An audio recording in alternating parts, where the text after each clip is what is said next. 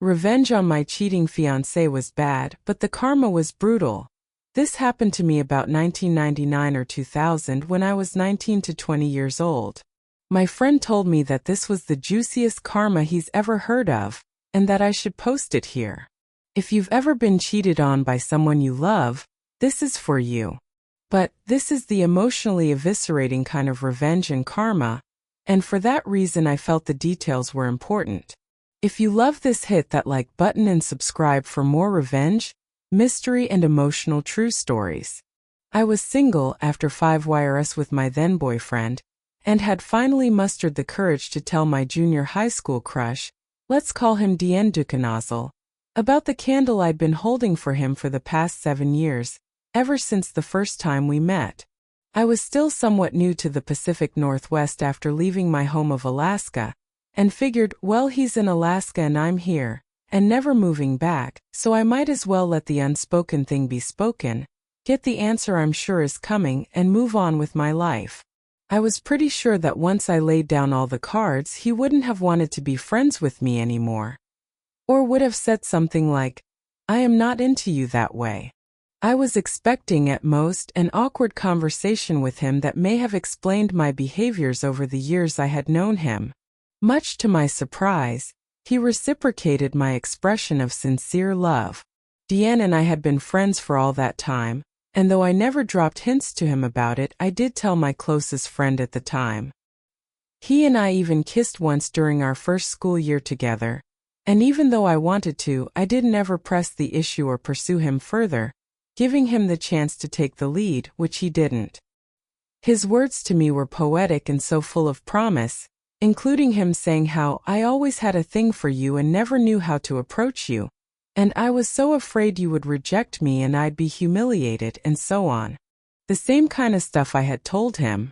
7 years later, having not the slightest clue that he was going to react that way at all, it made me question my decision about never moving back. I mean, never? After the phone call professing love for each other, that word never seemed so extreme. If I relaxed that decision, maybe I could have the opportunity for the relationship I had wanted for so long. I had a really great perk with a family member who was a pilot, and was able to fly on a buddy pass standby ticket pretty often. So I decided to fly up to Alaska every couple of weeks to see Dien. Once the news got around, everyone in our circle of friends would exclaim, OMG you. And I always hoped you two would end up together. You are the perfect couple. I thought it was super cheesy and romantic, but it actually felt validating and nice because that was what I had envisioned and hoped people would say about us. I was always very careful to avoid dating or even flirting with anyone I went to school with, for the sake of avoiding interpersonal drama and gossip at school, which would have disrupted so much more than my education. After several months of traveling to see him every couple of weeks, he asked me to marry him. I said yes, and then without hesitation started planning to move back to AK to be together and start our life there in our hometown. I made my plans for the move, packing up all of my belongings and parcel shipping everything I owned. Thankfully it wasn't much because I was still so young and didn't own any furniture. Dien and I were going to live together at his place where he had a roommate, let's call him Bicycle Man BM, who I will never forget, and the reason why is coming up. In the scant number of days before my final flight back up to Anchorage, I started feeling kinda icky and gross, and after several days of that, followed my intuition and took a pregnancy test. I found out I was pregnant, and I was so overjoyed that I called him one evening to tell him about it. There was already a party going on at his place. I spoke with Dien briefly and said, I have some news I want to share with you, and he said, but first I have to tell you about this really cool artist chick. And he told me about this girl who came to the party, let's call her Yes, a terrible nickname used only because I am too lazy to think of a better acronym, and it made me laugh when it first occurred to me. I was irked by the way he was talking about her, and realized this is not the time for a big reveal. I think I said to Dien something like, don't do anything you'll regret. He asked me to call him later on to tell him whatever the news was, so I said I would, and then I did. Hours later, whoever answered the phone said that Deanne was there, but couldn't come to the phone right now. I had this awful stomach-sinking feeling, because I already had an intuitive feeling about what was happening. Deanne never called me back that evening. I called him the next morning, no answer. I was heartbroken. That evening I finally got to talk with him and reminded him, I have news, but he interrupted me to say, I have to tell you something. And my stomach-sinking feeling was now turning to nausea. He admitted that he cheated on me with T.H.O.T., all while the time I was trying to reach him the night before. I hung up the phone on him and threw up. He didn't call me back to ask what my news was. I called him back later on to verbally upbraid him, and all he could do was ask for forgiveness and tell me that it was a mistake, and that he still wanted me to come there. I told him there was no chance that I would marry him after that. That was not a mistake, buddy, that was a choice. I said I would be up there to get my things and then I'd be gone for good. It took every ounce of my emotional strength to verbalize my thoughts without screaming. I miscarried the pregnancy that week. Add that on to the absolute devastation that this person I had longed for after all these years didn't actually intend on a committed relationship after proposing to me. And then I had to deal with the immense pain of losing my first pregnancy. And then to top that off, I had to fly up to Anchorage weeks before Christmas to pick up all of the stuff I had already parcel shipped there, wait for it to arrive with nowhere else to go but Deanne's home. I had to face him and be around him, after having my heart thoroughly crushed. I knew also that all of our mutual friends and our families would either learn the truth or would be told lies if Deanne tried to save face about his mistake. I didn't know Deanne to be that kind of person, but then I didn't know him to be a cheater either, so all bets were off when it came to an educated guess about what course of action he would take.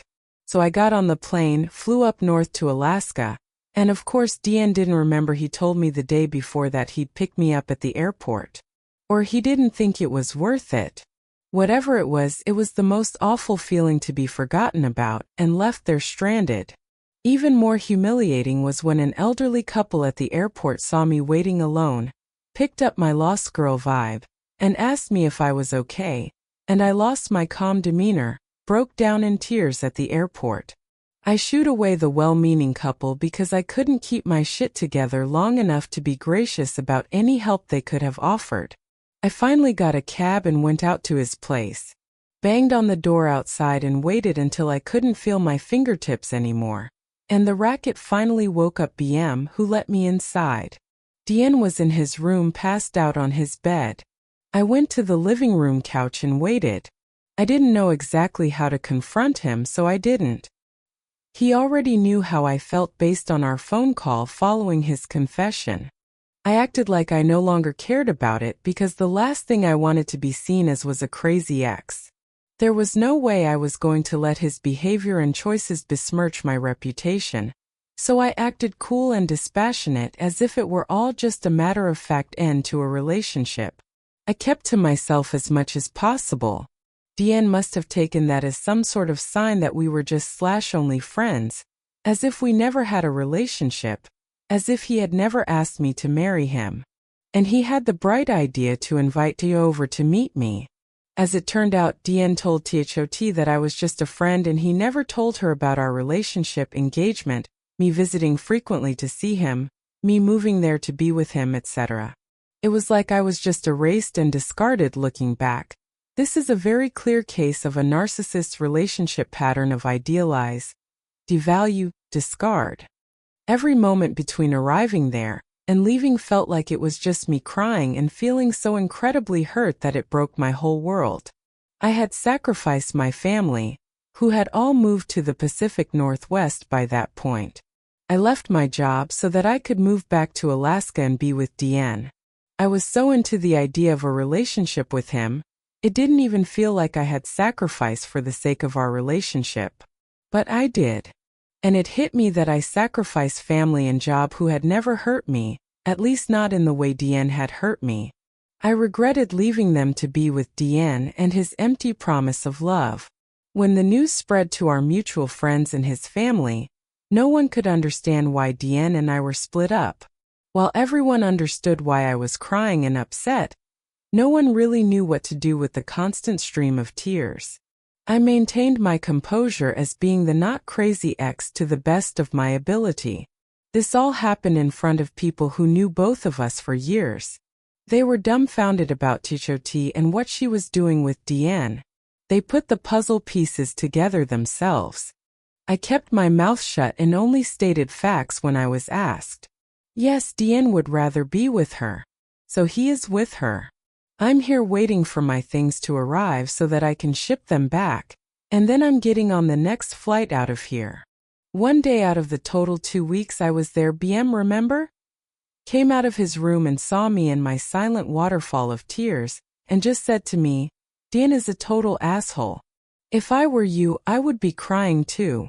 For some reason that made me feel better about the whole thing. BM was a muscly badass to a young woman like me. And for him to say that made me feel like the world wasn't such a cruel place after all. I still had not told anyone about the pregnancy or the loss because even though I was grieving and in pain, if I mentioned any of that, I knew that I would be treated like a crazy ex who was making up stories to make him feel worse or make it all about poor me. And I just didn't need any more bullshit on top of that. I suffered in silence and perfected the art of crying without making a sound, so that I wouldn't draw anyone else's attention to my grief. Over those 2 weeks, Diane invited Tichoti over frequently. He probably thought it was no big deal to me. He was not thinking about me or how his behavior was affecting me. I was in a state of shock. I never thought he would treat me like that, after I had known him for so long and had never seen him behave in that way. I stayed on the couch while the two of them had their fun in Diane's room. Within earshot. A move that is such an asshole thing to do that I am still surprised it didn't instantly place his likeness in the dictionary under the definition of sociopath. I didn't have the energy to confront Diane or to argue as to why doing something like that was cruel and heartless. If he didn't know that already, me telling him wasn't going to teach him the basics of empathy. I was so angry at him that I wanted to hurt him even worse than he had done to me. Before I left, I concocted a plan to poison his new relationship with E. This is where the revenge plot comes into play. I am bisexual, and I knew that Tichoti was at least flexible in that regard, and obviously she was willing to move fast with someone. So at yet another party night, a seemingly regular occurrence at that house, I got all to myself before she got drunk, for long enough to seduce her. I shut both of us in Diane's room. Meanwhile, everyone else was getting too drunk to get that anything could have been happening in there. Diane was occupied with the guests and may not have noticed we were missing. After we were finished, I told her why I was there, and told her about my history with Diane. With an icy and dispassionate apathy that illustrated how much Diane was dead to me, I told her, "If he cares about me enough to propose to me and then do what he did with you, after I've known him for years, just imagine what he'll do to you." Suddenly she understood why I had been so somber when I was introduced to her. She had no idea that I was anything more than an innocent friend of Diane's. She didn't know why I was there in Alaska, or why I was waiting for boxes. She didn't know anything. She felt profoundly guilty and regretful, despite the fact that she didn't know any better. She had been deceived, and I had been too gracious to lose my cool or cause a scene at a house party or in front of anyone else, as would have been expected. When I was in private with her, I told her everything, including how I had pined after him since I was 12 years old because my adolescent hormones didn't know better. Diane walked in on us and must have assumed that nothing was wrong, only because nothing violent or terrible was happening in the moment. That was either hubris or drunkenness on his part. There was no confrontation again. The party went on and she left. The next day, Diane asked me what I was doing with Tichoti.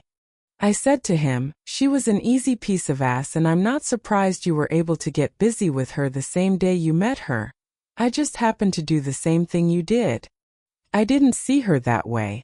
I said that to her because it was the most emasculating thing I could think of. The look on his face seemed to suggest that his dick had shriveled and inverted into his body. He looked more mortified than I've ever seen him. I still played my poker face. He didn't know what to say after that, so he said nothing and changed the subject. I made him feel just as small and insignificant as he had made me feel. Mission accomplished, or so I thought. There's more. I got my belongings finally, and shipped them all straight back to where they came from. I got myself on another flight out of there a day or so later, didn't ever see T again. I didn't hear from Diane again for the next 5 years. 5 years later I was married, and had just learned that week that I was pregnant, with my first child. I got an email from Diane. He tracked me down through social media back in 2005. He said that he wanted to catch up with me, and so I obliged him with a phone call, thinking I was gonna gloat about being married and having a kid or some shit. Diane told me all about all the karma that went down after I left. Said you didn't go crazy while you were here. But whatever you did planted a seed that grew into something that destroyed my life.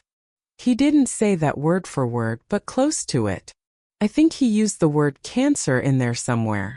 Perhaps my intentions to avenge my dead fetus invited my guardian angels, demons may be more likely, to intercede in the situation.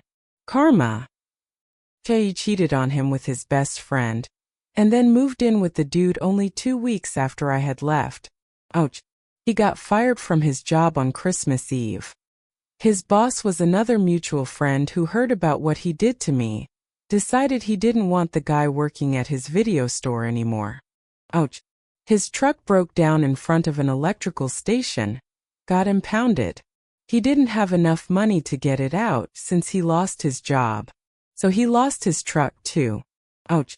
That is pretty bad when you live in a place like Alaska in the middle of winter. His family caught wind of what went down with me and disowned him. Ouch. I thought that was pretty extreme. What did they hear? I never found out, but just chalked it up to karma. After Chi was gone, his remaining friends, unsurprisingly, threw another drinking party at his place.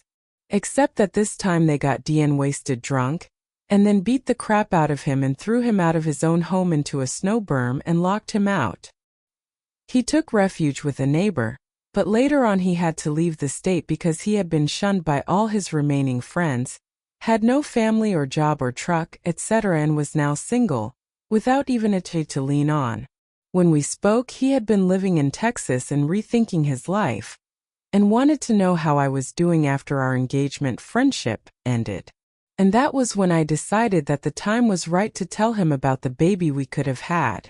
And then, distinguished guest, was when he started to cry, and I told him how much it sucked for me to feel like I couldn't have told him about before, for the reasons I mentioned above. And then I heard his full-on ugly cry on the other line. He was sobbing on the other line, and couldn't stop apologizing. He said, "I had no idea you were pregnant." I felt a momentary indignant rage, and sublimated it with another poker face moment, in my matter-of-fact, emotionless response. We had sex, so it's not like it was impossible for that to happen. I tried to tell you. At the time, it was more important for you to confess your horrible choice than listen to my news. You didn't have any idea that I was pregnant because you didn't care to know. You didn't even ask. More sobs on the other end of the line, and more apologies than I've ever heard in my life from anyone. I ended our call by saying, "It's really okay, I don't hate you." I wanted to say I pity you, but held my tongue. Things are better for me now. I'm married and we just found out that we are pregnant with our first child. Anyway, it's really been nice catching up with you, and finding out what happened with your life. Sorry to hear it's been difficult. Let's keep in touch. He didn't. I don't know why he bothered contacting me in the first place because he must have had some idea how that call was going to go down, but he probably wasn't counting on finding out that he could have been a father, and we could have had a family together, if only he hadn't crushed the heart of someone who actually cared about him. In hindsight, that relationship was nothing more than me confusing his charm, his words, and my infatuation and pining away, for actual love. I spent so much time wondering and questioning what I had done to deserve him doing all of that to me. What I didn't realize was that he didn't do any of that because of me, or to punish me for any reason. He did all of that because the only person he had been thinking about was himself.